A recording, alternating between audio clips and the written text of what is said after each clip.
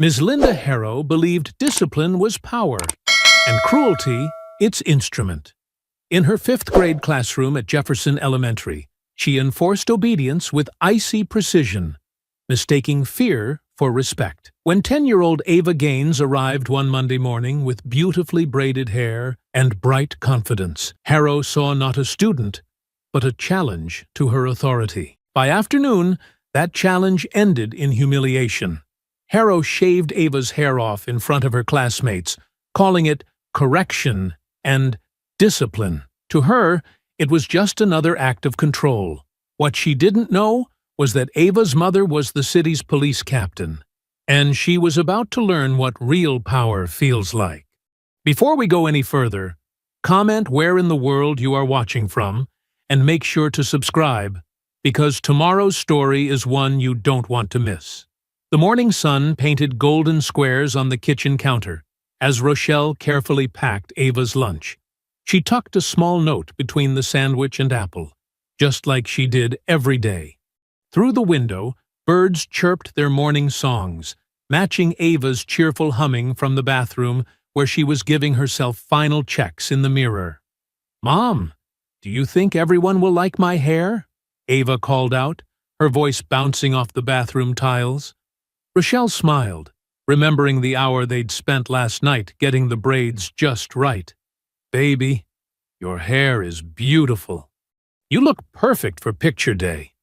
Ava bounded into the kitchen, her backpack already strapped on. The intricate braids caught the sunlight, each one neat and precise, showing off hours of careful work. Her white uniform shirt was crisp and clean, her navy skirt perfectly pressed. "Come here.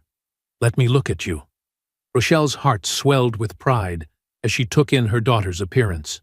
At 10 years old, Ava already carried herself with a quiet grace that reminded Rochelle of her own mother.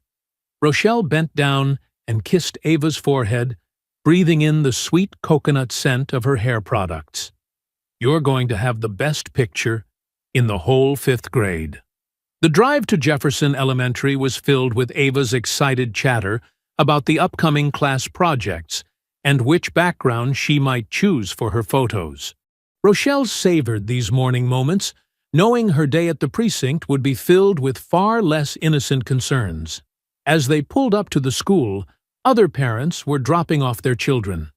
Rochelle noticed Ms. Harrow standing at the entrance, her thin lips pressed into what seemed to be a permanent frown as she monitored the arriving students. "Have a wonderful day, sweetheart," Rochelle said, giving Ava one last hug before watching her join the stream of children heading into the building. The morning at Jefferson Elementary started like any other. Ava sat straight in her chair, her notebook open and pencils ready as Ms. Harrow began taking attendance. The teacher's gaze lingered on Ava longer than necessary, her eyes narrowing slightly. During math lesson, Ava raised her hand to answer a question about fractions. Before she could speak, Ms. Harrow's sharp voice cut through the air. "Ava Gaines, please stand up." Confused, Ava rose slowly from her seat. 24 pairs of eyes turned to stare at her. "Your hair," Ms. Harrow said, her voice dripping with disapproval, "is in direct violation of our dress code." Ava's hand instinctively reached up to touch her braids. "But my mom—" "The dress code clearly states that hair must be neat and professional." Ms. Harrow's heels clicked against the linoleum as she approached Ava's desk. "This is neither." Tommy Jenkins snickered from 2 rows over. Sarah Wilson whispered something to Jessica Parker, and both girls giggled behind their hands. "My hair is neat," Ava said quietly, her voice trembling. "My mom did it special for picture day." Ms. Harrow's lips curved into a cold smile. "Well, perhaps your mother isn't familiar with proper school standards. This kind of elaborate styling is simply not appropriate for an educational setting." Heat crept up Ava's neck as tears threatened to spill from her eyes. She'd been so proud of her braids, had felt so pretty when she left home this morning. "Sit down," Ms. Harrow commanded. And see me after class about proper dress code compliance." The rest of the morning crawled by in a blur of humiliation. During recess, Ava didn't join her friends on the playground. Instead, she lingered near the classroom door, trying to make herself invisible. That's when she heard Ms. Harrow's voice drifting from the teacher's lounge. "Honestly, these people should teach their kids how to look presentable," Ms. Harrow was saying. "I mean, really, what kind of police captain lets their child come to school looking like that?" Another teacher made a non-committal sound. "It's about standards," Ms. Harrow continued. "If we let them get away with this kind of thing, soon there won't be any standards at all." Ava's chest felt tight, like someone was squeezing all the air out of her lungs. She slipped away from the door and spent the rest of recess hiding in the girls' bathroom, trying not to cry. When the final bell rang, Ava's stomach churned as she watched her classmates file out. Ms. Harrow sat at her desk, methodically organizing papers, making Ava wait. Minutes ticked by. The hallway noises faded. One by one, the fluorescent lights in the corridor outside clicked off, leaving only the harsh brightness of the classroom. Ava sat rigid in her chair, her hands clasped tightly in her lap. Her braids, which had felt like a crown this morning, now felt heavy with shame. Through the windows, she could see the afternoon sun casting long shadows across the empty playground. Ms. Harrow continued to shuffle papers, deliberately ignoring Ava's presence. The clock on the wall ticked loudly in the silence.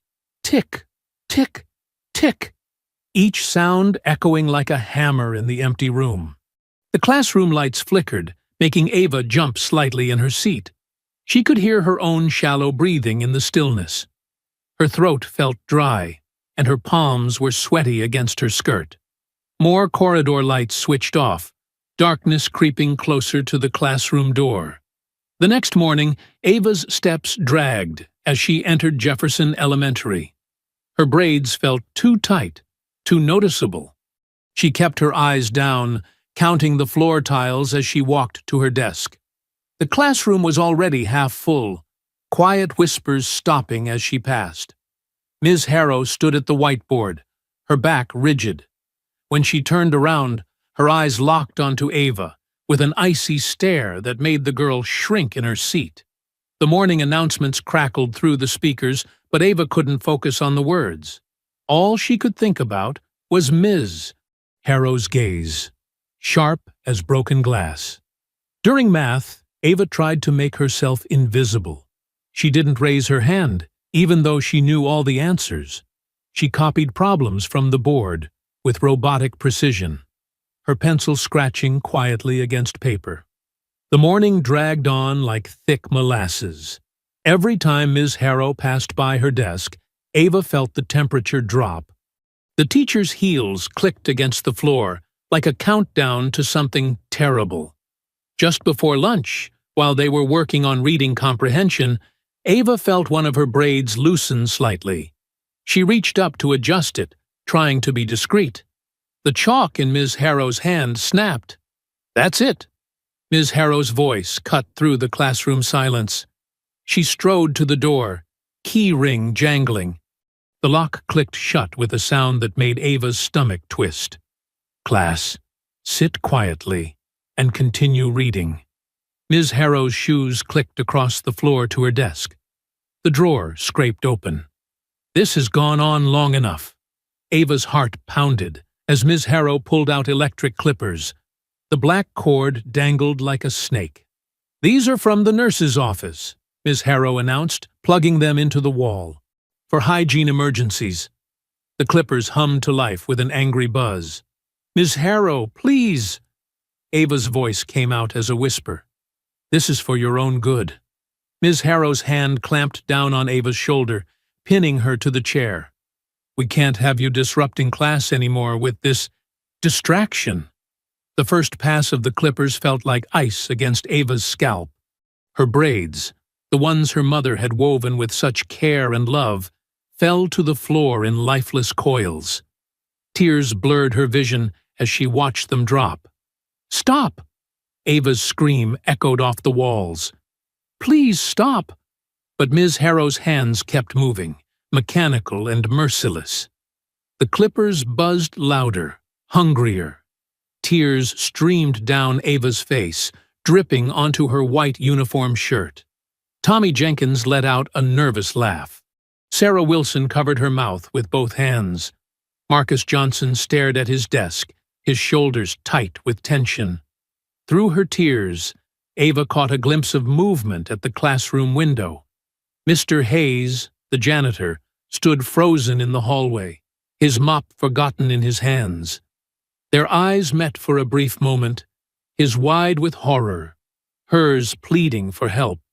But he remained rooted to the spot, watching helplessly as the clippers continued their cruel work. The buzzing seemed to go on forever. Ava felt the cold metal nick her scalp once, twice, 3 times.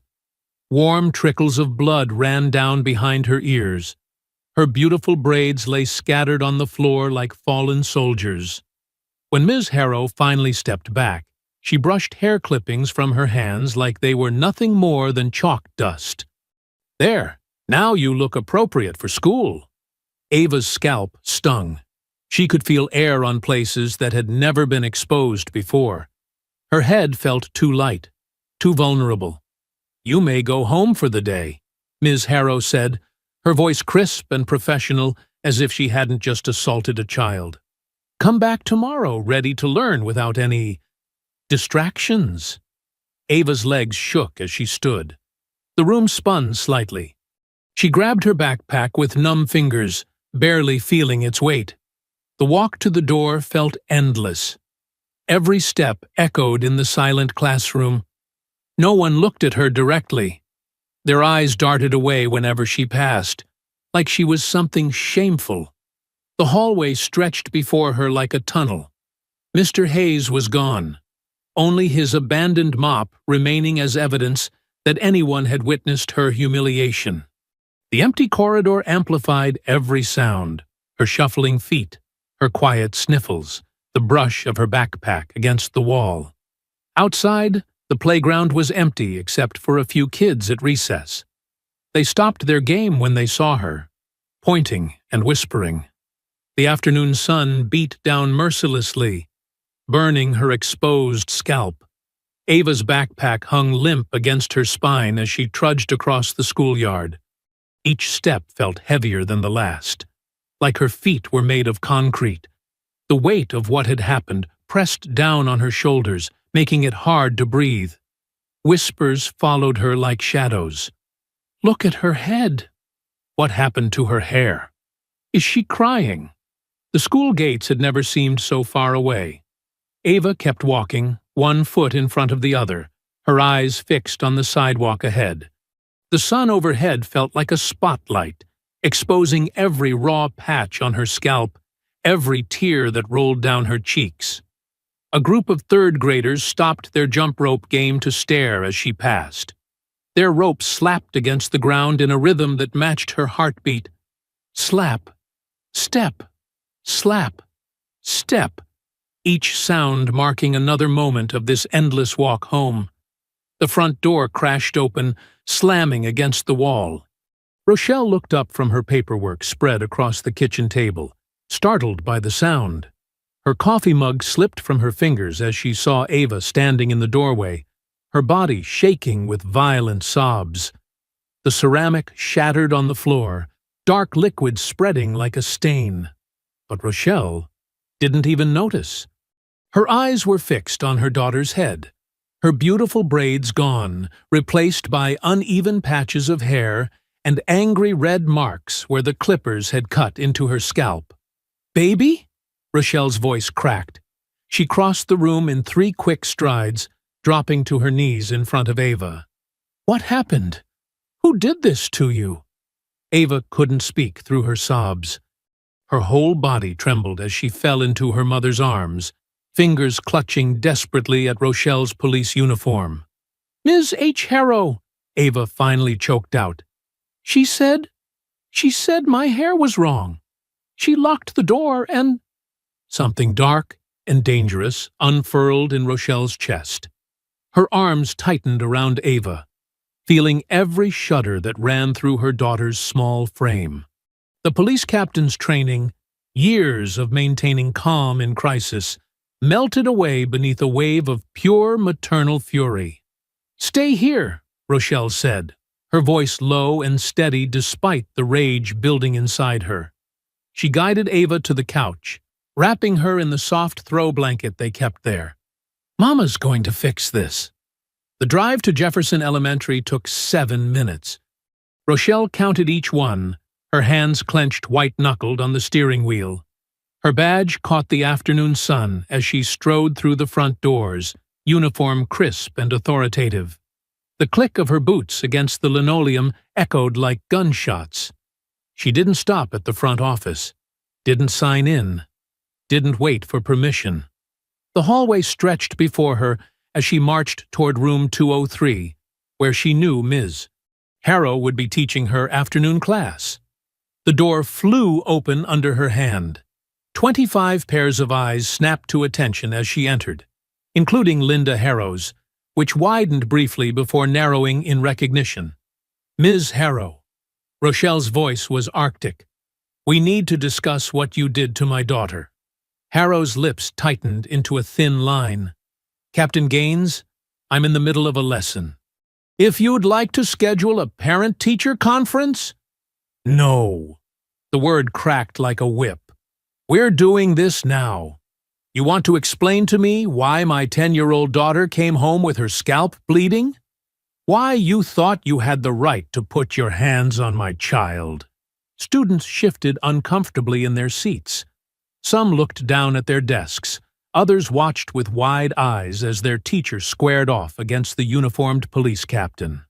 "Your daughter's hair was unkempt and posed a hygiene issue," Harrow said, her voice dripping with false concern.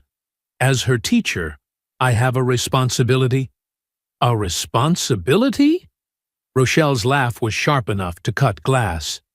"You assaulted a child. You locked her in this room and traumatized her in front of her classmates.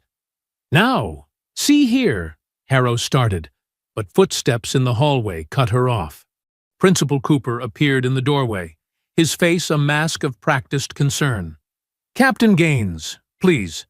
This situation is being handled through proper channels." "Proper channels?" Rochelle turned on him, her fury finding a new target. "Like the proper channels that let this woman terrorize my daughter? That let her bring clippers to school and attack a child?" Cooper raised his hands in a placating gesture. "If we could just step into my office—" "No." Rochelle's voice carried through the walls.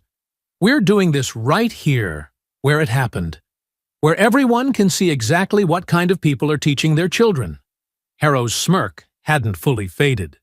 She stood behind her desk like it was a shield, chin lifted in defiance. "I was simply enforcing school policy. If certain students can't maintain appropriate standards—" The sound of heavy boots interrupted her. Officer Tom Griggs appeared, his hand already on his belt as he assessed the situation. His eyes flicked between Rochelle's captain's uniform and her dark skin, uncertainty crossing his features. "Ma'am," he said, stepping between Rochelle and Harrow's desk, "I'm going to need you to come with me." "Stand down, Officer Griggs." Rochelle's voice carried the full weight of her rank. "This is far above your pay grade." But Griggs moved closer, his body language aggressive. "Captain or not, you're disrupting school property. I need you to leave the premises." The tension in the room ratcheted up another notch. Students watched with held breath as the two officers faced each other, neither backing down. "You really want to do this?" Rochelle asked quietly. "You want to be the one who defends what she did to my baby?" Griggs's jaw tightened. His hand hadn't left his belt. "Ma'am, final warning." Rochelle looked past him to where Harrow stood, still wearing that satisfied smile. She memorized every detail of the woman's face, every line of her smug expression. "Ava!" she called out. "Come here, baby." Her daughter appeared in the doorway, still wrapped in the throw blanket from home. Her eyes were red and swollen, her shaved head making her look impossibly small. Rochelle walked past Griggs like he wasn't there, scooping Ava into her arms. Her daughter buried her face in her neck, fingers clutching at her uniform. The hallway seemed to hold its breath as they walked out. Whispers followed them like ripples in a pond. Teachers peeked out of doorways. Students pressed against windows. Just before they reached the exit, Rochelle paused. Her voice was quiet but carried clearly in the silent corridor. They just picked the wrong mother. The morning sun hadn't yet risen when the first news van pulled up outside Jefferson Elementary. By 7 a.m., the street was lined with reporters clutching coffee cups, their camera crews setting up equipment in the pale dawn light. Rochelle watched the circus unfold from her kitchen window, jaw clenched tight. Her phone hadn't stopped buzzing since last night. Texts, calls, social media notifications piling up like evidence in a case she couldn't crack. "Look at this," she muttered, holding up her phone. A local news website's headline read, "School Hygiene Incident Sparks Controversy." Like they couldn't even name what had really happened. Ava sat quietly at the kitchen table, wearing her favorite purple beanie pulled low over her ears. She pushed cereal around her bowl, not eating. Dark circles shadowed her eyes from a night of broken sleep. "You don't have to go today," Rochelle said softly. "We can stay home." Ava shook her head. "I don't want to hide." Pride and heartache warred in Rochelle's chest. She crossed the room and pressed a kiss to the top of Ava's covered head. By 9 a.m., the district's formal apology arrived via email. Rochelle read it standing in her office at the precinct, her coffee growing cold beside her. "We deeply regret the miscommunication that led to this unfortunate incident," the statement began. Rochelle's finger tightened on her mouse. "Steps are being taken to ensure better understanding of our policies moving forward." Her phone rang. Reverend Sims. "You saw it?" he asked without preamble. "Miscommunication." Rochelle spat the word. "They're calling assault a miscommunication." "They're scared," Sims said. "The story's spreading. My phone's been ringing nonstop. CNN, MSNBC, everyone wants to know what happened. What happened is that woman attacked my daughter, and they're covering it up." Rochelle paced her small office. "Temporary leave? She should be in handcuffs." "There's a press conference at noon," Sims told her. "Superintendent Marlowe's making a statement. We need to be there." The press conference was held on the front steps of the school district office. Superintendent Ellen Marlowe stood at a podium, her pearl necklace gleaming under the harsh sunlight. Camera shutters clicked like insects. "This was an isolated incident," Marlowe declared, her voice smooth as polished marble. "Jefferson Elementary has always prided itself on diversity and inclusion. Ms. Harrow has been placed on temporary leave while we conduct a thorough investigation." Reporters shouted questions. Marlowe pointed to a young white woman near the front. "Isn't this just a case of strict enforcement of dress code policy?" the reporter asked. Rochelle's hands balled into fists. She stood at the back of the crowd, Reverend Sims beside her like a steadying anchor. "The district is reviewing all policies to ensure they're applied fairly," Marlowe answered with a practiced smile. "We're committed to creating an environment where all students feel welcome." "What about the allegations of racial targeting?" a black reporter called out. Marlowe's smile tightened. "We take all such allegations seriously. However, let's not inflame tensions by jumping to conclusions." Reverend Sims stepped forward, his deep voice carrying over the crowd. "When a black child is physically assaulted in school, that's not tension. That's violence. And it needs to be named." Cameras swung toward him. Marlowe's perfectly composed expression cracked for just a moment. "Reverend Sims," she acknowledged stiffly. "We appreciate your community's concerns. Rest assured, appropriate action is being taken." "Appropriate action would be criminal charges," Rochelle said, loud enough to be heard. Heads turned. Recognition flickered across faces. The police captain mother, still in uniform. The press conference dissolved into chaos after that. Marlowe retreated inside while reporters swarmed around Rochelle and Reverend Sims. That night, Rochelle sat on the edge of Ava's bed, stroking her daughter's back as she finally drifted to sleep. The house was quiet except for the distant sound of crickets through the open window. The peace lasted exactly 27 minutes. Ava's scream tore through the darkness like a knife. Rochelle burst into her room to find her daughter thrashing against her sheets, hands clapped over her ears. "Make it stop!" Ava cried. "The buzzing! Make it stop!" Rochelle gathered her into her arms, rocking gently. "It's okay, baby. It's just a dream. You're safe. Mama's got you." Slowly, Ava's breathing steadied. Her small hands clutched Rochelle's nightshirt. "I can still hear it," she whispered. "Every time I close my eyes." "I know, baby." Rochelle's voice was thick with tears she refused to let fall. "But I promise you, they're going to pay for what they did. Every single one of them." They sat together in the darkness, mother and daughter holding each other against the night. The clock on Ava's bedside table blinked 11:42 p.m. when Rochelle's phone buzzed. Unknown number. She almost ignored it, but something made her answer. "Captain Gaines!" "They think they destroyed it," a raspy voice whispered. Static crackled on the line. "But I saw everything. There's footage." Rochelle sat up straighter, careful not to disturb Ava, who had finally fallen back asleep. "Who is this?" "Check the janitor's office tomorrow," the voice continued, ignoring her question. "Behind the supply shelf. They deleted it from the system, but..." The line went dead. Dawn painted Jefferson Elementary in shades of gray as Rochelle pulled into the back lot, parking behind the dumpsters. Her hands trembled slightly as she cut the engine. The smell of rotting cafeteria food hung thick in the morning air. A figure emerged from behind the metal containers. Darnell Hayes, the school janitor. His shoulders hunched forward, eyes darting around like a cornered animal. "Captain Gaines?" His voice was barely above a whisper. "Thank you for coming."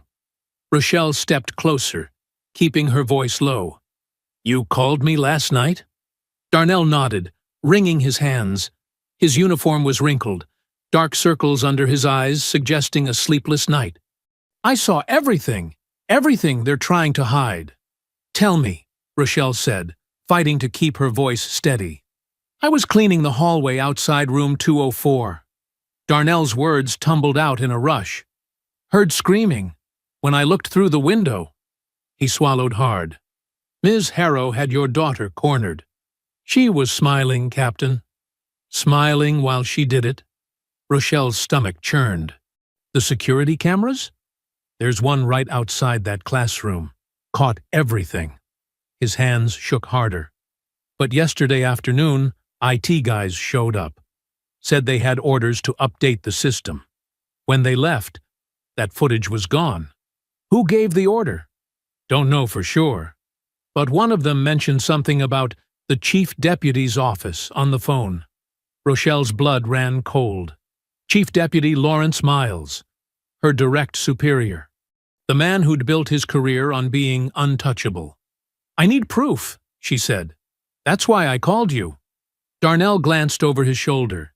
"They wiped the main system, but backups are stored on a separate server for 48 hours. If you have clearance..." "I do." Rochelle checked her watch. "The IT department opens at 8. I'll handle it from here." "Captain?" Darnell caught her arm as she turned to leave. "Be careful. Ms. Harrow. She's connected. Her brother's on the school board. And her husband. Works internal affairs," Rochelle finished. The pieces were falling into place. Back at the precinct, Rochelle logged into the police network. Her fingers flew across the keyboard, accessing the school's security system through the department's back door. The deletion order was there, buried under layers of bureaucratic paperwork, but clear as day. From L. Miles, UCity PD Gov to IT support Jefferson Elm EDU. Subject: Security System Maintenance. Priority: Urgent. Her office door opened. She quickly minimized the screen. Captain Gaines, Chief Deputy Miles, stood in the doorway, his smile not reaching his eyes. Got a minute? Of course, sir. Rochelle kept her face neutral as he closed the door. Miles settled into the chair across from her desk, straightening his perfectly pressed tie. Quite a situation at Jefferson Elementary. Yes, sir. Nasty business. He shook his head. But best handled internally, don't you think? School district has their procedures. A crime was committed against my daughter, Rochelle said carefully. Now. Miles's smile turned patronizing. Let's not get emotional. This is clearly a personal matter, and we both know mixing family with the job can lead to unfortunate decisions. With all due respect, sir, assault isn't a personal matter. Assault? He laughed softly. Come now, Rochelle. A teacher enforcing dress code? Hardly seems worth derailing your career over. The threat hung in the air between them. You ordered the security footage deleted, she said flatly. His smile vanished. Careful, Captain. Very careful. You've worked hard to get where you are. First black woman to lead this precinct. That's quite an achievement. Would be a shame to throw it all away over a misunderstanding. Is that what this is? What it is, Miles stood slowly, is over. The school board has handled it.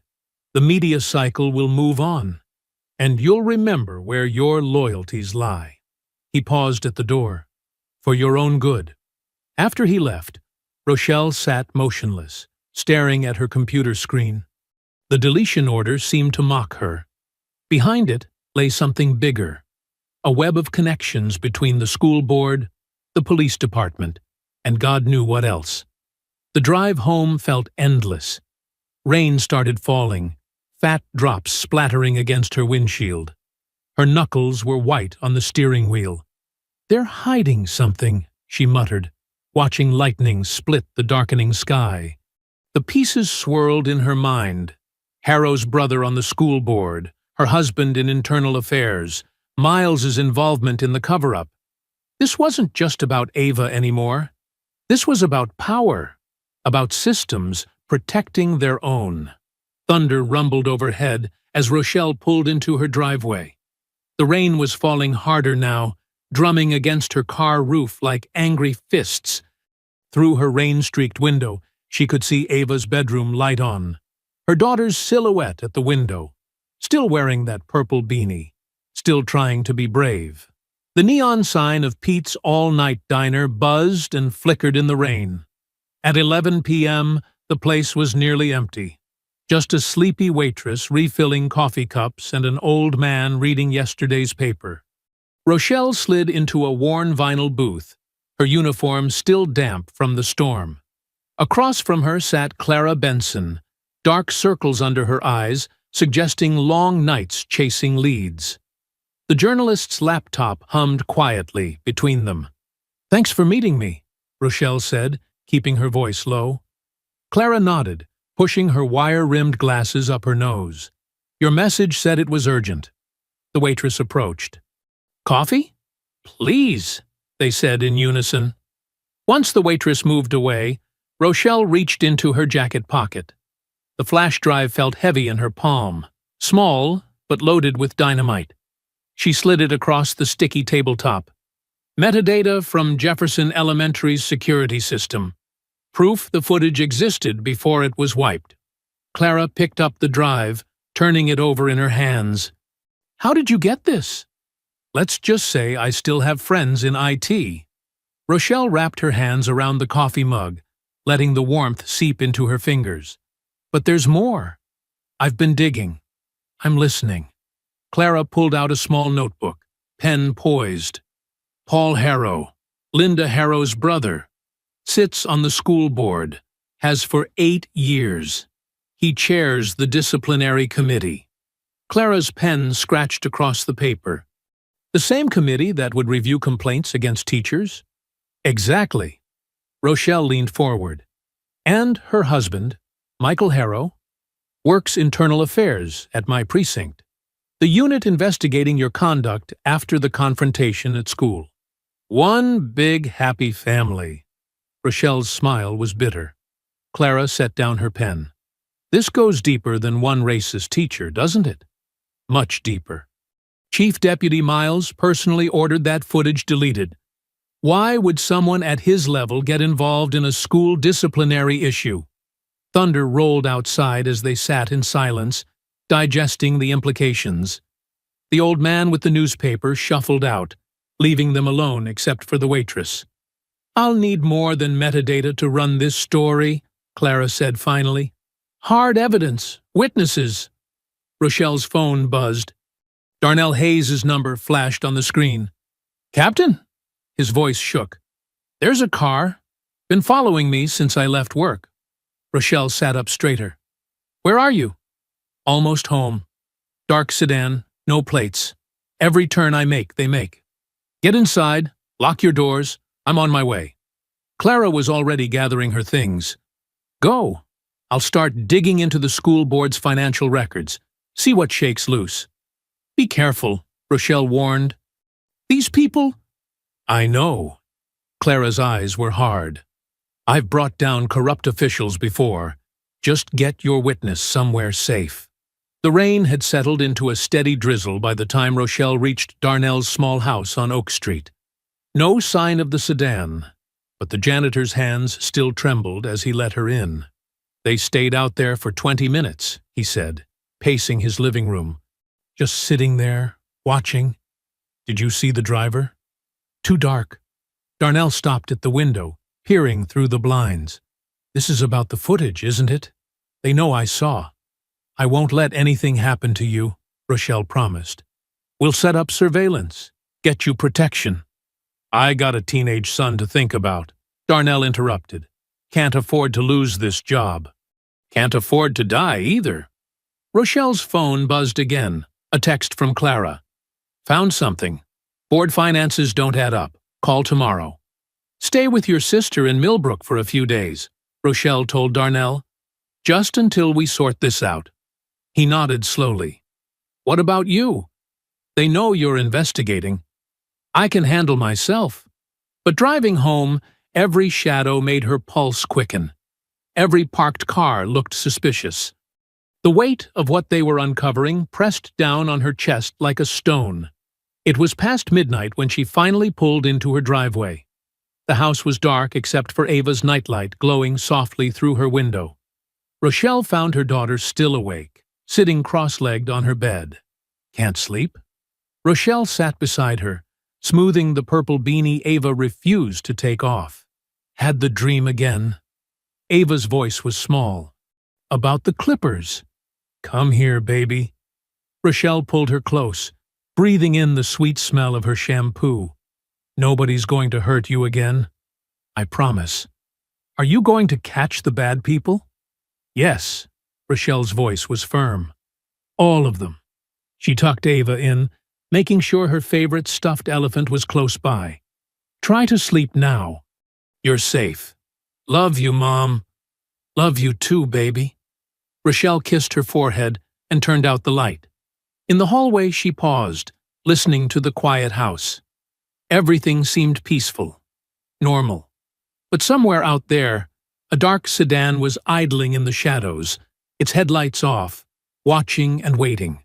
The precinct buzzed with morning activity as Rochelle pushed through the heavy glass doors. Something felt off immediately. Faces that usually greeted her with warm smiles now avoided eye contact. Conversations died mid-sentence as she passed. Walking to the locker room, her boots echoed against the polished floor. The familiar rhythm felt different today, more isolated. She rounded the corner and stopped dead. There it was, sprawled across her locker in angry red marker. Race Card Cop. The letters dripped slightly, still fresh. Her hand trembled as she traced the edge of one letter, red ink coming away on her fingertip. Officer Martinez, arranging files nearby, quickly gathered her things and left without a word. Rochelle opened her locker, the metal door creaking louder than usual in the empty room. Inside, her family photo had been turned face down. She righted it, touching Ava's smiling face through the glass. Captain Gaines. Officer Tom Watson stood in the doorway, his usual friendly demeanor replaced with stiff formality. Chief Deputy Miles wants to see you. Now. The walk to Miles's office felt like a march to execution. Every desk she passed fell silent. Even Rodriguez, her partner of 3 years, suddenly became fascinated with his computer screen. Chief Deputy Miles sat behind his massive oak desk, reading glasses perched on his nose as he studied a file. He didn't look up when she entered. "Sit down, Captain." Rochelle remained standing. "I prefer to stand, sir." He finally looked up, removing his glasses with deliberate slowness.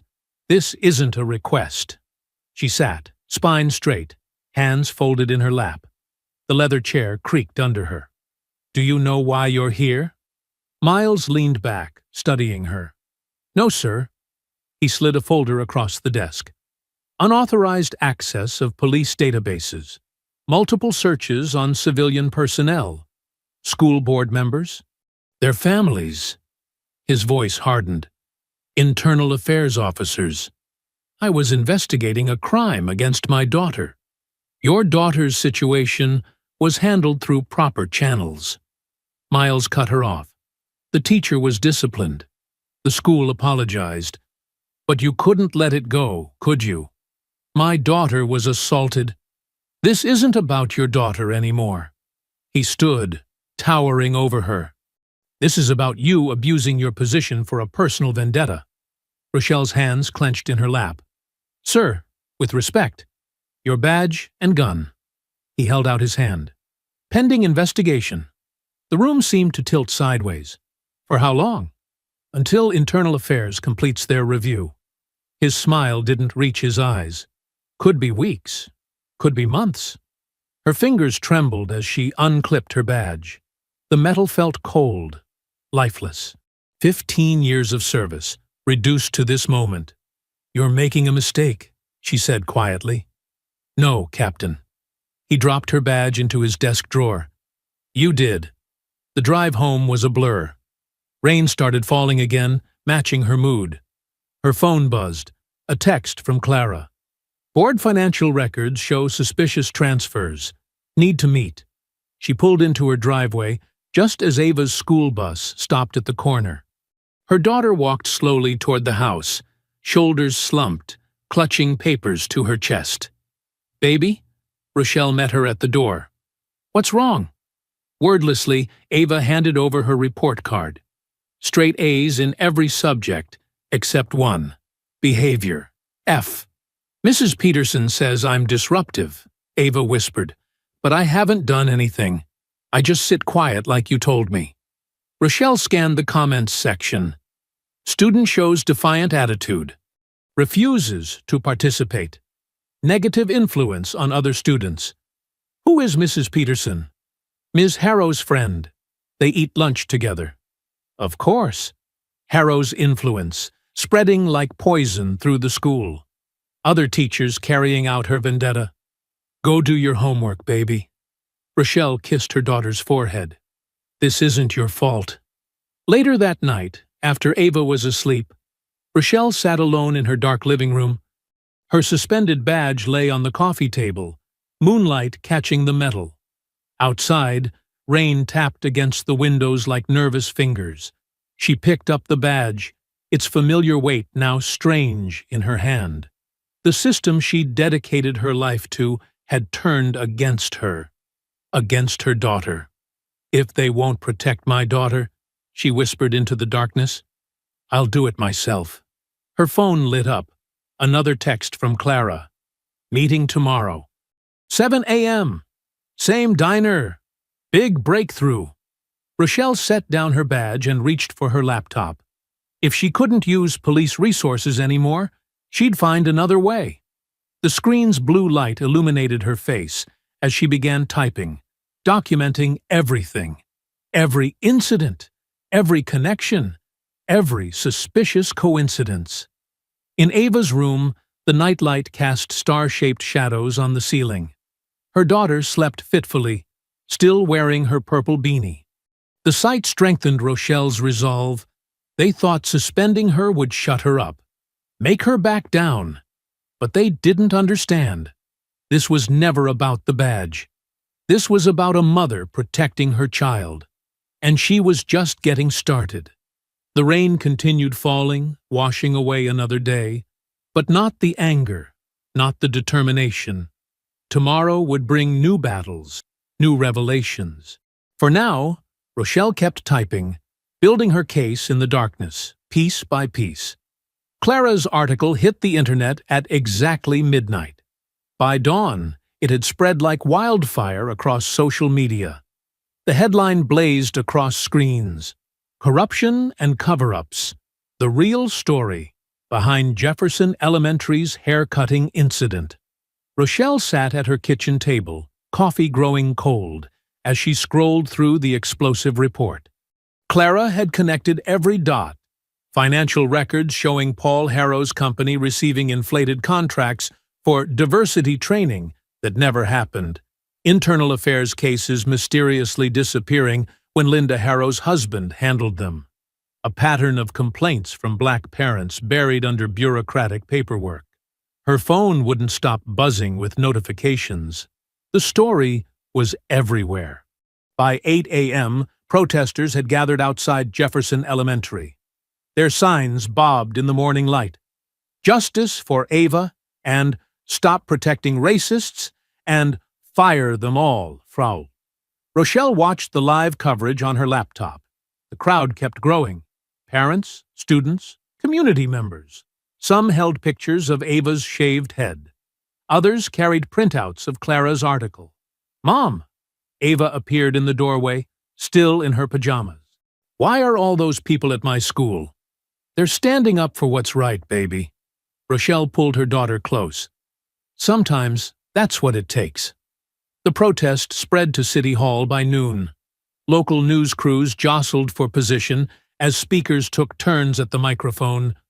Reverend Sims's voice boomed through the speakers. "We demand accountability. We demand justice." Rochelle's phone rang. "Clara." "They're trying to shut us down," Clara said without preamble. Her voice was tight with anger. "The newspaper just got hit with a cease and desist. They're calling it defamation. But everything in the article is true. Truth doesn't matter when they have expensive lawyers." Clara sighed. "My editor's already talking about retracting it." "They can't. It gets worse. Check your email." Rochelle opened her inbox. There it was, a press release from the school board attacking Clara's credibility. They dug up a minor correction from one of her stories 3 years ago, twisting it into evidence of repeated false reporting. Social media exploded, with coordinated posts calling the article fake news. Bot accounts spread doctored screenshots claiming Clara had fabricated quotes. Her phone buzzed again. This time, it was Darnell. "They burned it." His voice shook. "My car. It's gone." Rochelle gripped the phone tighter. "Are you okay?" "I was inside when it happened. Heard the glass break, then whoosh." He paused. "My son could have been in there." "Darnell, we need to—" "I'm done." His voice cracked. "I'm sorry. I got kids to think about." The line went dead. Rochelle's hands trembled as she set down the phone. Everything was unraveling. She switched on the TV, hoping for better news. Instead, there was Linda Harrow's face filling the screen. She sat perched on a morning show couch, tissues clutched in her manicured hands. "I just wanted to help," Harrow sniffled, dabbing at dry eyes. "These children need structure, guidance. Sometimes tough love is necessary." The sympathetic host nodded. "And now you're receiving death threats?" "It's been terrible." Harrow's voice quavered perfectly. "My family, my reputation. All because I tried to maintain proper standards." The camera zoomed in on her face as tears finally appeared. "That poor girl." I only wanted what was best for her. Rochelle's coffee mug shattered against the wall. Mom? Ava appeared again, startled by the noise. Rochelle quickly turned off the TV. It's okay, baby. Just dropped something. But her hands were still shaking with rage. On her phone, notifications kept coming. The article being discredited, protesters being dispersed, Harrow's interview going viral with sympathetic comments. No, Rochelle said, her voice cold and hard as steel. Now, I'm coming for you. She looked at the scattered pieces of her coffee mug on the floor. Like her faith in the system, it lay in sharp, broken pieces. But unlike the mug, this wasn't over. Outside, the rain had started again, drumming against the windows. Ava sat at the kitchen table starting her homework.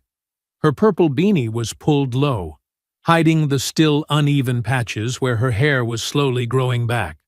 Rochelle watched her daughter, her beautiful, brave girl who still went to school every day despite everything, who still tried her best even when teachers marked her down unfairly, who still held her head high even when classmates whispered.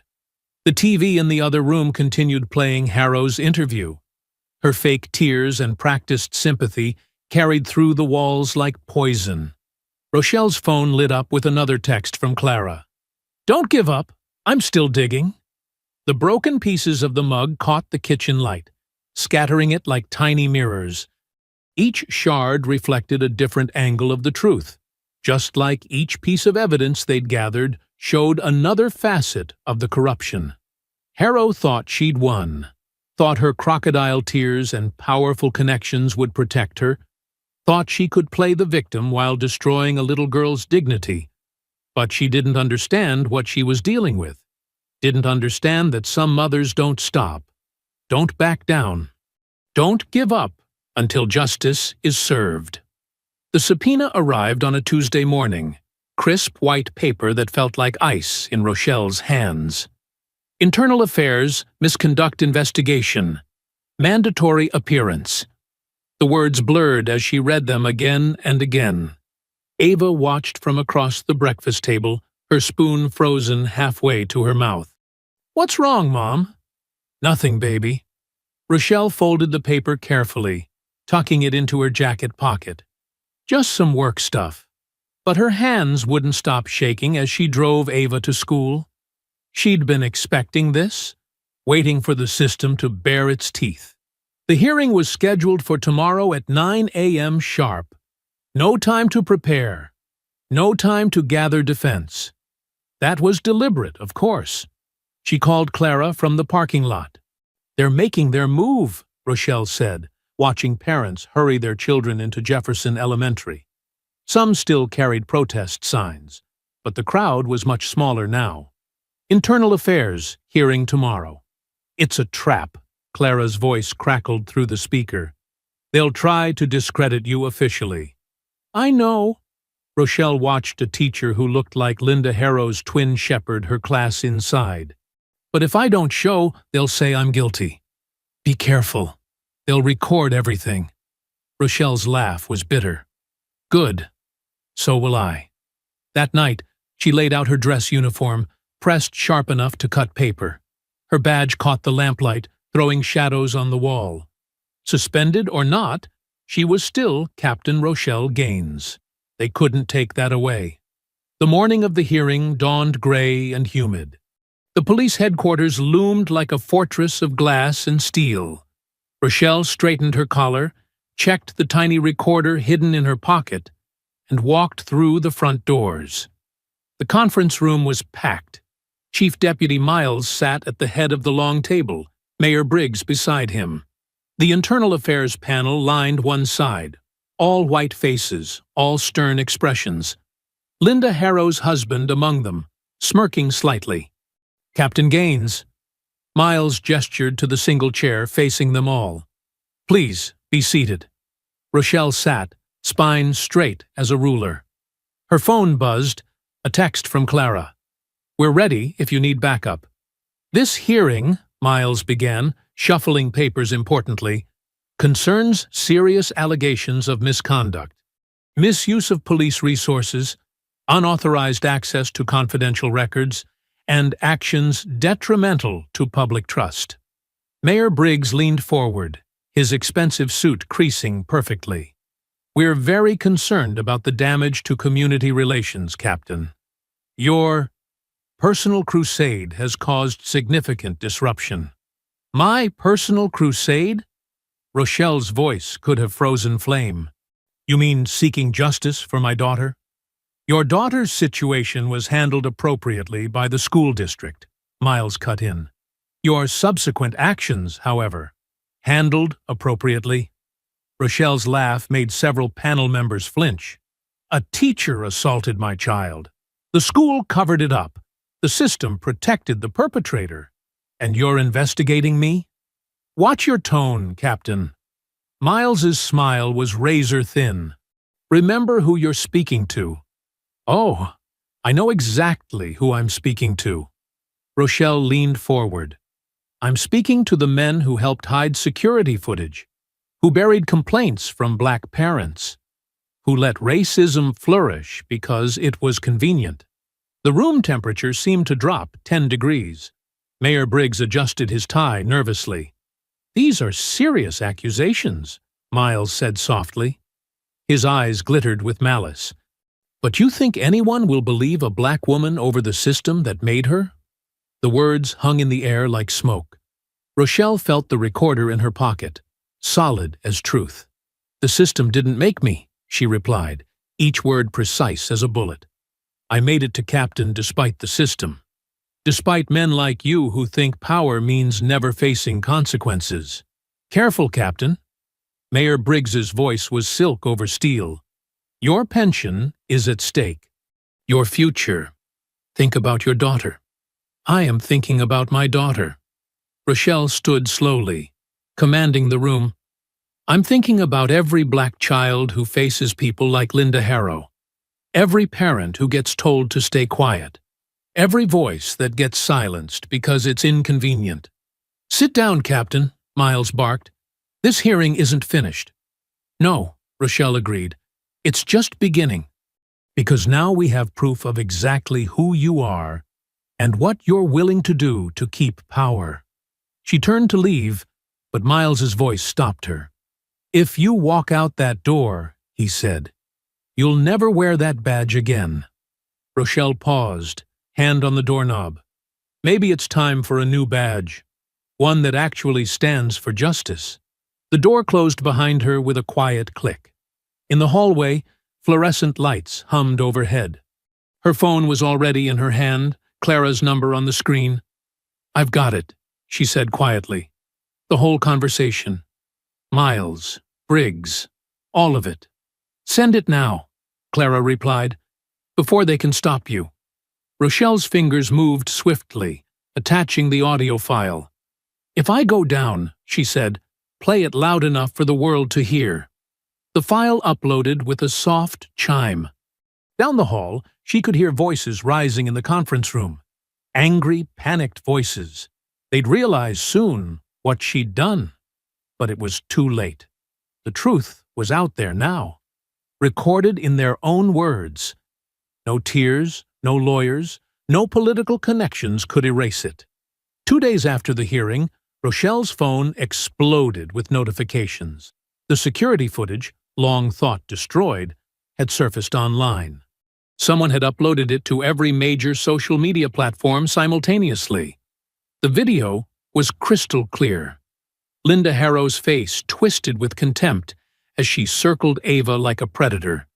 The electric clippers hummed menacingly. Students' faces showed horror, discomfort, and fear. The raw cruelty was undeniable. "Mom!" Ava called from the living room. "We're on TV."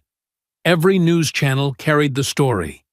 Analysts dissected the footage frame by frame. They zoomed in on Harrow's calculated movements, the way she'd positioned Ava to face her classmates. The deliberate humiliation was obvious to everyone. Rochelle's phone rang. "Clara."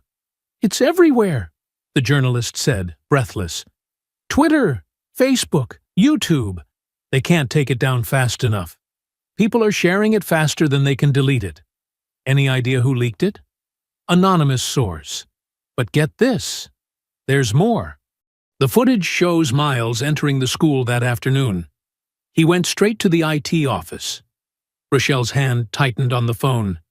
He supervised the deletion himself? Exactly. And I've got the financial records to prove why. The school board's been running fake diversity programs for years. Millions in taxpayer money, vanishing into private accounts. Guess who signed off on all of it? Miles. And Mayor Briggs. The whole system's rotten, Rochelle. And now everyone can see it. Outside, car horns blared. Rochelle went to the window. A crowd had gathered at the end of her street. Parents, students, community members. They carried signs. Justice for Ava and Black Hair Matters and Fire Them All. Her doorbell rang. More reporters. She'd stopped answering yesterday. The police scanner crackled. All units respond to Jefferson Elementary. Crowd control needed. Rochelle turned on the TV. Hundreds of people surrounded the school, their anger visible even through the helicopter camera feed. National news vans lined the streets. Parents demanded answers. Teachers called in sick en masse. Her phone buzzed again. A text from the interim police chief. Your suspension is temporarily lifted. We need all hands on deck. Rochelle laughed bitterly. Now they needed her. Another text arrived, this one from Clara. Turn on Channel 7 now. The screen showed Chief Deputy Miles trying to push through reporters outside police headquarters. His usual composure had cracked. Sweat stained his collar. Chief Deputy, a reporter thrust a microphone forward. Can you explain these bank transfers from the school board's diversity initiative? No comment. Miles shoved past. Is it true you personally ordered the deletion of security footage? What about the complaints from other black students?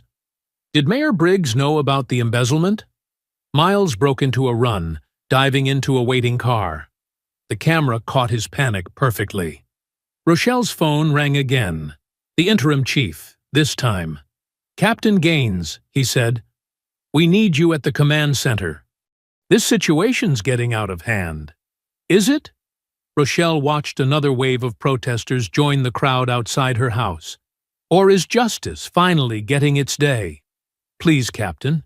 You're the only one they might listen to. She considered for a moment. I'll come, but on one condition. I speak freely. No script, no prepared statement. Anything you want? Just hurry. Rochelle hung up and turned to Ava, who sat curled on the couch, watching the chaos unfold on TV. Ready to go out there, baby? Ava's eyes were wide but unafraid. Will they be mad at us? No, sweetheart. Rochelle smoothed her daughter's growing hair. They're mad at the people who hurt you. They're here to make sure it never happens again. They stepped outside together. The crowd noticed immediately. A cheer went up, not angry, but supportive. Signs waved. Phones recorded. Parents pushed forward, sharing stories of their own children's mistreatment. Rochelle's police radio crackled. Units reported crowds at the mayor's office, the school board, police headquarters. The city had awakened. Clara's latest article dropped online. Exposed: How Police Chief and Mayor Profited from School Discrimination. The evidence was damning. Bank statements, emails, deleted complaints meticulously restored. Miles's car was spotted heading for the airport. State police were already waiting. Downtown, the interim chief had set up a podium. News cameras gathered. Rochelle drove there slowly, Ava holding her hand in the passenger seat. The crowd parted for them. Reporters called questions. Rochelle guided Ava through the chaos, up to the podium. The interim chief stepped back, yielding the microphone. Silence fell. 2 days ago, Rochelle began, they tried to silence me. They thought a badge was more important than justice. They were wrong. Cheers erupted. My daughter was assaulted because they thought no one would care. Because they thought we'd stay quiet. Because a system built on racism only works if we accept it. More cheers. Ava squeezed her hand. But we see it now. All of it. The cruelty. The corruption. The lies they told to keep power. And we're not accepting it anymore. The crowd roared. Cameras flashed. In the distance, sirens wailed as more state police units converged on the airport. Rochelle looked down at Ava, seeing strength in her daughter's eyes. "They see you now, baby," she whispered, holding her close. "They finally see you." The chant started slowly, then built like thunder. "Ava! Ava! Ava!" Rochelle's phone vibrated just as she was leaving the podium. Miles's number. She almost declined the call, but something made her answer. Captain Gaines. His voice was unnaturally calm. "We need to talk. Just you and me." "There's nothing to discuss, Chief. I want to make this right." He paused. "For Ava's sake.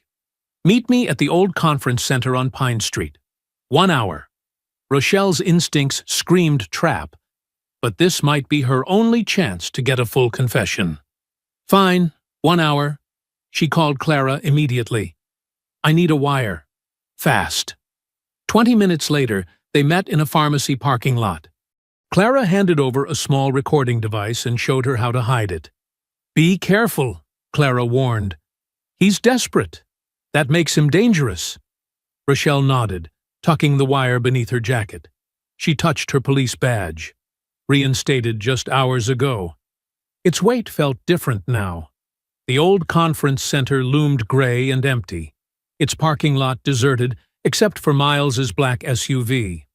Rochelle parked facing the exit, checking her phone's emergency signal was active. Inside, fluorescent lights buzzed weakly. Her footsteps echoed through vacant halls that smelled of dust and abandonment.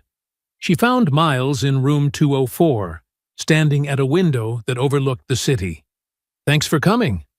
He didn't turn around. "Quite a show you put on today." "Truth usually is." "Truth?" Now he faced her, smiling that politician's smile. "You want truth? Here's some.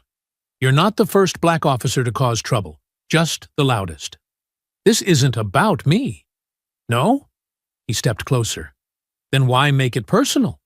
Why turn a simple disciplinary issue into a circus?" "Simple?" Rochelle's anger flared. "They assaulted my daughter. Policy violations happen. Smart people know when to let things go." "Like you let things go? For a price?" His smile tightened. "Careful, Captain. How much did the school board pay you, Miles? To delete evidence? To bury complaints? You don't understand how things work." He paced now, agitated. "These programs need funding. Funding needs good statistics. Bad publicity means budget cuts. So you covered up racism for money?" "I maintained order." His composure cracked. "You think anyone cares about a few disciplinary actions? The funds we secured helped hundreds of students, while terrorizing others. Some kids need discipline, structure. Their parents don't provide it. So, their parents?" Rochelle pressed. "You mean black parents?" "Don't twist my words." But he was talking faster now, defensive. "The board understands how to handle these situations. A few thousand here and there ensures everyone stays happy. Everyone except the children you hurt. Sacrifices for the greater good." He ran a hand through his hair. "The money builds programs, creates opportunities.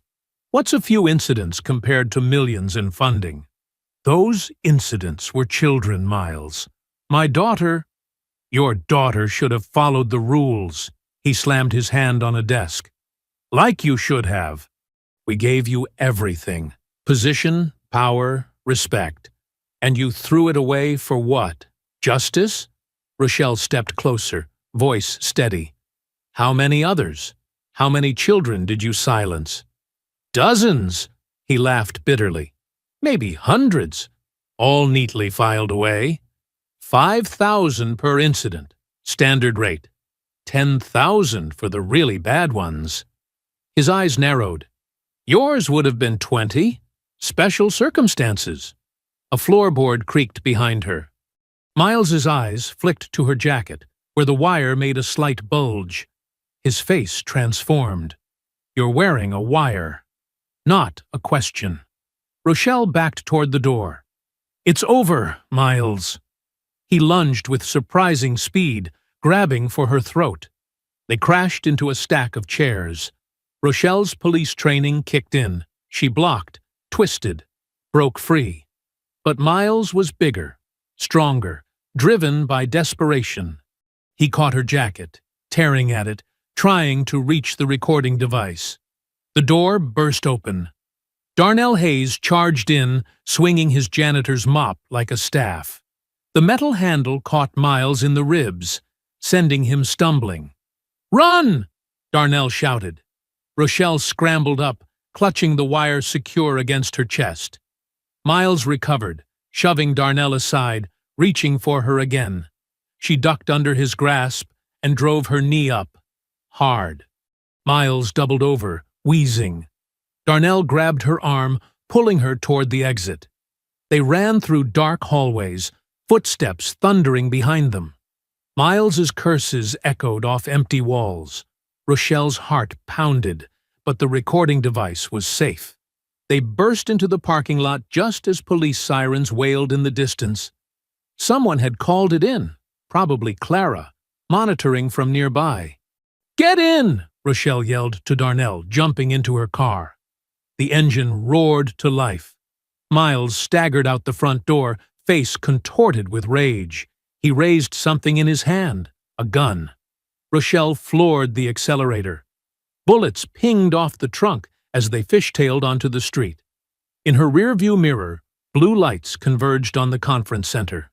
"You okay?" she asked Darnell, who was breathing hard in the passenger seat. "Been following him," he gasped. "Knew he'd try something." "Thank you." She meant it. "But now we've got to move fast. Those sirens aren't all friendly." They sped through yellowing traffic lights toward the rising columns of City Hall. The recording device pressed against her ribs, solid, secure, heavy with evidence. More sirens joined the chorus behind them. Rochelle gripped the steering wheel tighter, every heartbeat a prayer that they'd make it in time. City Hall's grand chamber buzzed with tension. Every seat was filled, with people standing along the walls and spilling into the hallways. News cameras lined the back, their red lights blinking like watchful eyes. The emergency town hall meeting had drawn hundreds. Linda Harrow perched near the front, her lawyer's hand resting protectively on her shoulder. Her face wore that familiar mask of wounded innocence.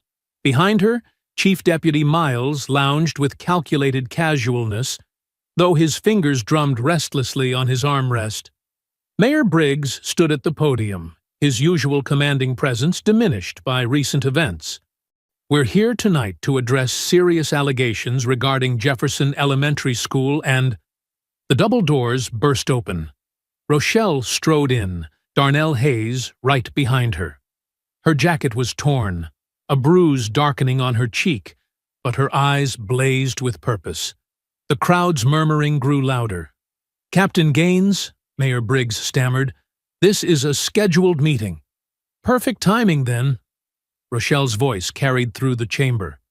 She approached the podium, each step deliberate. "Because I have something everyone needs to hear." Miles half rose, but Officer Sandra Lee blocked his path. Other officers moved to strategic positions around the room. They'd chosen their side. Rochelle reached the podium, plugging a small device into the sound system. Her fingers were steady, despite the adrenaline still coursing through her veins. "Before we begin," she said, "I want everyone to remember why we're here. This isn't about policies or procedures. This is about a child, my child, and every other child they've hurt." She pressed play. Miles's voice filled the chamber. 5,000 per incident, standard rate. 10,000 for the really bad ones. The crowd stirred. Harrow's lawyer whispered urgently in her ear, "That's illegal recording!" Miles shouted, standing again. "She's trying to—" But Rochelle was already connecting her phone to the projection system. Financial records appeared on the massive screen behind her. Spreadsheets, bank transfers, emails. Years of systematic cover-ups laid bare. "Every racist incident," Rochelle continued, her voice sharp and clear. "Every complaint from a black parent. Every case of discrimination. They buried it all. For money, for power, for control." She clicked through document after document. Harrow's smug expression cracked. Miles's face had gone pale. But they made one mistake. Rochelle's hand went to her jacket pocket. They thought no one was watching. The screen flickered. Security camera footage appeared. The classroom. The day Ava's world changed. The footage Darnell had saved, that they'd tried so hard to delete. The chamber fell silent as they watched. Ms. Harrow's clinical cruelty, Ava's tears, the other children's frozen faces, every brutal second captured in stark black and white. Someone in the crowd sobbed. Others turned away, but no one left. My daughter, Rochelle's voice caught slightly, was not the first. But I promise you, she will be the last. She turned to face Harrow directly. You didn't just hurt Ava. You hurt every child who watched. You taught them that cruelty wears a smile. That power means never having to say you're sorry. Harrow's lawyer tried to interrupt, but Rochelle pressed on. And you, she faced Miles. You protected her, protected all of them. How many children's pain did you trade for your precious funding? Miles exploded from his seat, shoving past Sandra Lee. He charged toward the podium, face contorted with the same rage she'd seen at the conference center. But this time, she wasn't alone. Officers moved as one, intercepting him. The crowd surged to their feet. Someone started chanting, "Justice for Ava!" Others joined in, the sound building like thunder. "Justice for Ava! Justice for Ava!" Miles struggled against the officers holding him, his carefully maintained facade crumbling completely. "You don't understand. We built something here. We had order." "Order built on suffering isn't order," Rochelle said, her voice carrying over the chants. "It's oppression." More police entered the chamber. Not local officers, but state police. They moved with purpose, carrying warrants and handcuffs. Harrow's lawyer tried to hustle her toward a side exit, but they were cut off. The lawyer raised his hands in surrender as Harrow was placed under arrest. Miles thrashed harder as handcuffs clicked around his wrists. "This isn't over! You have no idea what you've done!" "I know exactly what I've done." Rochelle watched as they led him away. "I've shown my daughter that truth matters, that justice is possible, that her voice counts." The chanting had become a roar. Cameras flashed. Reporters shouted questions. But Rochelle stood still at the podium, watching as Harrow and Miles were escorted out. Only then, as the heavy doors swung shut behind them, did she finally exhale. The breath seemed to come from somewhere deep inside her, carrying months of fear and fury with it. Sandra Lee approached the podium, touching her arm gently. "You did it, Captain." Rochelle looked out at the crowd, at the faces filled with shock, relief, determination, at the children who would remember this day, at the future they just reclaimed. "No," she said softly. "We did it. All of us who refused to stay silent." The chanting continued, echoing through City Hall's marble corridors. "Justice for Ava! Justice for Ava!" But it wasn't just for Ava anymore. It was for every child who'd ever been told to be smaller, quieter, less themselves. It was for every parent who'd fought back against a system designed to break them. Morning sunlight filtered through the thin hospital curtains, casting warm stripes across Rochelle's bed. Her ribs ached, and the bruise on her cheek had deepened to purple, but she couldn't stop smiling. The TV mounted on the wall played footage from last night's town hall meeting on a loop. Clara Benson slipped into the room, carrying 2 cups of real coffee. A welcome change from the hospital's watered-down version. Her press badge caught the light as she settled into the chair beside the bed. "You're not going to believe this," Clara said, handing Rochelle a cup. "The FBI just raided Miles's office. They're finding paper trails going back 15 years. Systematic discrimination, financial fraud, witness intimidation. It's all there." Rochelle took a careful sip, savoring both the coffee and the news. "And Harrow? She's singing like a canary." Clara pulled out her notepad. "Turns out she's done this before. 3 different school districts. They'd shuffle her around whenever complaints got too loud. But this time?" Clara grinned. "This time, there's video." A nurse came in to check Rochelle's vitals, pausing to squeeze her hand. "My daughter saw what you did," she whispered. "Thank you." After she left, Clara continued. The school board emergency meeting lasted exactly 27 minutes. You know what happens when rats realize the ship is sinking? They turn on each other, every member trying to save themselves by exposing everyone else. They're dissolving the board? Better, the state's stepping in, complete restructuring, new policies, new oversight, new everything. Clara leaned forward. And get this, they're naming the oversight committee after Ava. Rochelle's eyes welled up. She blinked hard, trying to maintain composure. She needs to hear that.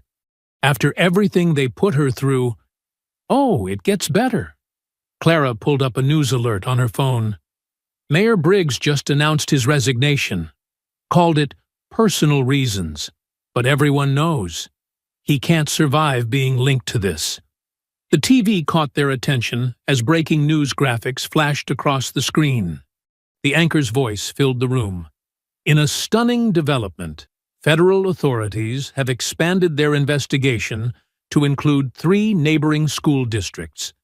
Sources say evidence suggests a widespread pattern of discriminatory practices and financial misconduct. You didn't just break one story, Clara said softly. You cracked open the whole damn system. A knock at the door interrupted them. Police Commissioner Wallace entered, looking unusually humble. "Captain Gaines," he said, fidgeting with his tie. "I hope you're feeling better." Rochelle sat up straighter, despite her protesting ribs. "Sir, the department, we owe you an apology. A big one." He cleared his throat. "Your reinstatement papers are being processed. Full rank and privileges restored, with back pay." "Thank you, sir." "Don't thank me. You earned it." He hesitated. "The press is calling you the captain who fought back. It's trending nationally. Every major network wants an interview." Clara smirked. "Already got that covered, Commissioner. Exclusive rights." After Wallace left, Rochelle's phone buzzed with a text from Sandra Lee. "Turn on Channel 7." Clara grabbed the remote, switching channels. They caught the middle of a live press conference outside Jefferson Elementary. The new interim superintendent stood at a podium, surrounded by community leaders. And so, by unanimous vote, Jefferson Elementary will be renamed the Dr. Dorothy Jenkins Academy, honoring our city's first black educator. Dr. Jenkins broke barriers 70 years ago, and today we continue her legacy of courage and change. The camera panned to show Dr. Jenkins's elderly daughter in the crowd, tears streaming down her face as the crowd applauded. "When can I go back?" Rochelle turned to see Ava in the doorway, her aunt right behind her. "Baby!" Rochelle opened her arms, and Ava rushed to her bedside. "Careful of Mommy's ribs, sweetie." Ava climbed carefully onto the bed. "Everyone at school's talking about you. Even Ms. Peterson said you're a hero." "I'm not a hero, baby. I'm just your mom." "That's what makes you a hero," Clara said, standing to leave. "Sometimes that's all it takes. One mother saying, enough." 3 days later, Rochelle stood in the freshly painted hallway of Dr. Dorothy Jenkins Academy. The bruises had faded to yellow, but she still moved carefully. New posters lined the walls, diverse faces, inspirational quotes, student artwork celebrating different cultures. The morning assembly bell rang. Students filed into the auditorium, buzzing with excitement. This was Ava's first day back. Rochelle watched from the side as her daughter walked in. Ava's hair was growing back, styled in a proud little afro.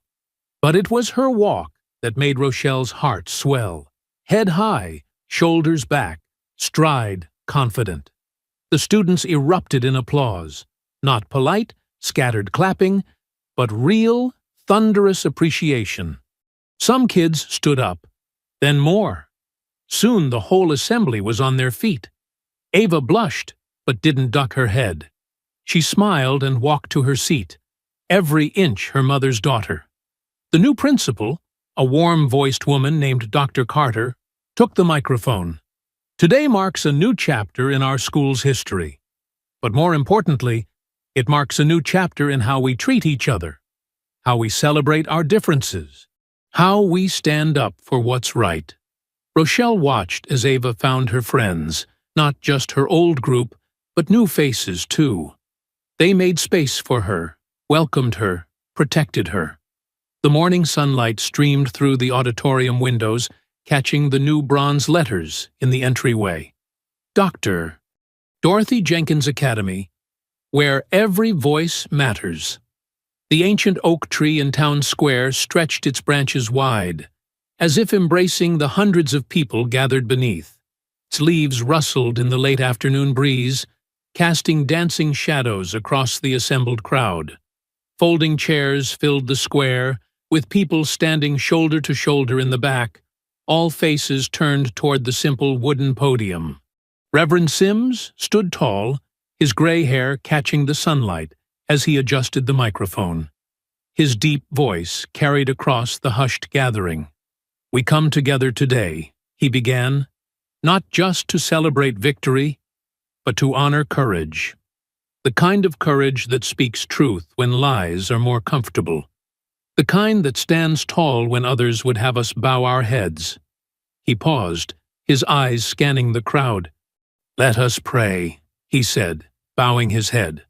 "Lord, we thank you for the ones who stood up when it was dangerous, for Captain Rochelle Gaines, who showed us that a mother's love can move mountains and change systems, for Mr. Darnell Hayes, who risked everything to preserve the truth, for every person who refused to look away when injustice showed its face." The crowd murmured, "Amen," and Reverend Sims lifted his head. "Today, we don't just remember the pain. We celebrate the healing. We honor those who helped us find our way back to each other." Mayor Pro Tem Richardson stepped up next, her voice clear and determined. "As your interim mayor, my first act is to announce the city's new anti-discrimination initiative." She held up a thick document. "This isn't just words on paper. This is a binding commitment, with real teeth and real consequences." She outlined the key points: mandatory cultural sensitivity training for all city employees, an independent review board for discrimination complaints, and increased funding for diversity programs in schools. But the crowd really stirred when she announced the initiative's official name, the Ava Gaines Act. In the front row, Ava squeezed her aunt's hand, her eyes wide. Rochelle, seated on the stage, felt tears threatening, but held them back. This wasn't a time for crying, it was a time for strength. Darnell Hayes was called forward next. He walked slowly, still limping slightly from his injuries, but his face showed no fear now. The mayor pro tem presented him with a civilian service medal as the crowd rose to their feet, applauding the quiet janitor who had risked everything to expose the truth. "I just did what was right," he said simply into the microphone, his voice trembling slightly. "What any parent would do." He looked at Rochelle. "What any human being should do." When Rochelle's turn came, she stood carefully, her ribs still tender. The podium felt different from the ones she'd stood behind as a police captain. More personal, more real. She looked out at the sea of faces. Black, white, brown, Asian, the whole community represented. A few months ago, she began, I thought I understood what it meant to protect and serve. I wore my badge with pride, believing in the system. She touched her captain's bars, newly restored. But sometimes the system needs protecting from itself. Sometimes serving means standing up to the very institutions we're part of. She described the journey, not just the investigation and confrontation, but the personal cost. The nights holding Ava through nightmares. The fear of losing everything she'd worked for. The moment she realized that justice was more important than job security. But here's what I learned, she continued, her voice growing stronger. Change doesn't come from institutions. It comes from people. From a janitor brave enough to save evidence. From a reporter who wouldn't back down. From a community that refused to accept pretty words instead of real action. She outlined her plans for rebuilding trust between the police department and the community. Starting next week, we're launching community liaison programs in every neighborhood. Officers will attend cultural education sessions led by community members. And most importantly, we're establishing a youth council to advise on policies that affect our children. As she spoke, she saw faces in the crowd beginning to nod. People who had protested against the police department weeks ago were now leaning forward, listening intently. Trust wouldn't come back overnight, but this was a start. My daughter taught me something through all this, Rochelle said, her voice softening. She taught me that sometimes the biggest act of courage is simply being yourself in a world that tries to shame you for it. At that moment, Ava couldn't contain herself anymore. She broke free from her aunt's hold and ran to the stage, taking the steps 2 at a time. Rochelle opened her arms, and Ava flew into them, burying her face in her mother's uniform. The crowd erupted in applause and cheers. Holding her daughter close, Rochelle looked across the gathered faces. She saw Clara Benson in the back, notebook in hand, but for once not writing, just watching. Darnell Hayes sat with his teenage son, their hands clasped together. Reverend Sims stood to the side, nodding slowly, his face peaceful. The setting sun painted the sky in brilliant golds and deep reds, its light catching the leaves of the old oak tree. The same tree that had witnessed segregation, integration, and now this moment of transformation. Shadow and light played across faces that weeks ago had been divided by fear and mistrust, but now showed something different. Hope, maybe, or determination, or simply the recognition that they were all, finally, on the same side. A month later, winter sunlight streamed through Ava's bedroom window as Rochelle gently worked coconut oil through her daughter's growing curls. The soft puffs had sprouted into a beautiful crown of natural hair, each coil perfect in its own way. In the mirror, mother and daughter shared a quiet smile. "You sure you're ready, baby?" Rochelle asked, though she already knew the answer. She'd watched Ava practice her speech every night for 2 weeks, each time standing a little taller, speaking a little louder. "I'm ready, Mom." Ava touched one of her curls, letting it spring back into place. They need to hear this. Rochelle smoothed the collar of Ava's yellow dress, the same one she'd worn on that terrible day months ago. But now it felt different. Not a reminder of pain, but a symbol of triumph.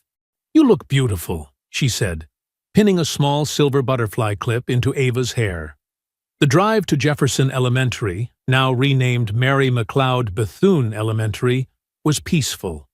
The winter trees stretched bare branches toward a crystal-clear sky, and fresh paint covered the walls where hate speech had once been scrawled.